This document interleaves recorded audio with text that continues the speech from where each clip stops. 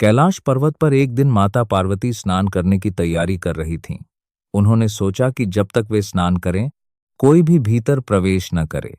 तब उन्होंने अपने शरीर के उबटन की मिट्टी से एक सुंदर बालक की रचना की और अपनी शक्ति से उसमें प्राण डाल दिए। वह बालक तेजस्वी और आज्ञाकारी था। माता ने उसे आदेश दिया कि जब तक वे स्नान कर रही हैं, किसी को भी अंदर न आने दे। बालक ने सिर झुकाकर माता की आज्ञा स्वीकार कर ली। वही बालक आगे चलकर गणेश कहलाए। कुछ समय बाद भगवान शिव वहां आए। वे माता पार्वती से मिलने अंदर जाना चाहते थे। द्वार पर खड़े बालक ने हाथ जोड़कर उन्हें रोक लिया और कहा कि माता का आदेश है, बिना अनुमति कोई अंदर नहीं जा सकता। शिव जी ने समझाया कि वे इस घर के स्वामी हैं, पर बालक अपने कर्तव्य पर अडिग रहा। यह देखकर शिव जी के गण क्रोधित हो उठे और उन्होंने बालक को हटाने का प्रयास किया, किंतु वह अद्भुत शक्ति से सभी को पराजित कर देता है। देवताओं में आश्चर्य फैल गया कि यह बालक कौन है जो शिवगणों को भी हरा रहा है। जब बार बार समझाने पर भी बालक नहीं माना, तब शिव जी को क्रोध आ गया। उन्होंने अपने त्रिशूल से उसका सिर अलग कर दिया। क्षण भर में वहां सन्नाटा छा गया।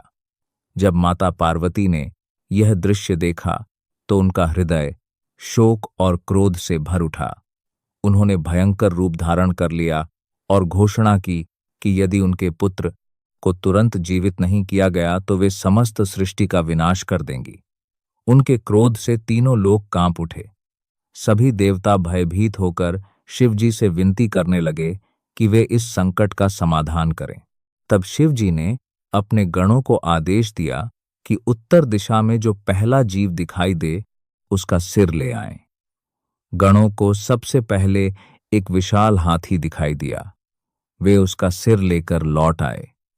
शिव जी ने उस हाथी का सिर बालक के शरीर पर स्थापित किया और अपनी दिव्य शक्ति से उसे पुनः जीवित कर दिया। बालक ने आंखें खोलीं और माता पार्वती की गोद में जा बैठा। माता का क्रोध शांत हो गया। शिव जी ने उस बालक को आशीर्वाद दिया कि आज से तुम गणों के अधिपति गणपति कहलाओगे और संसार में प्रथम पूज्य देवता बनोगे। किसी भी शुभ कार्य की शुरुआत तुम्हारी पूजा के बिना पूर्ण नहीं होगी। तभी से गणेश जी विघ्नहर्ता और सिद्धिदाता के रूप में पूजे जाने लगे। यह कथा हमें कर्तव्य पालन, माता पिता की आज्ञा का सम्मान और क्रोध पर नियंत्रण का संदेश देती है। इसलिए आज भी हर शुभ कार्य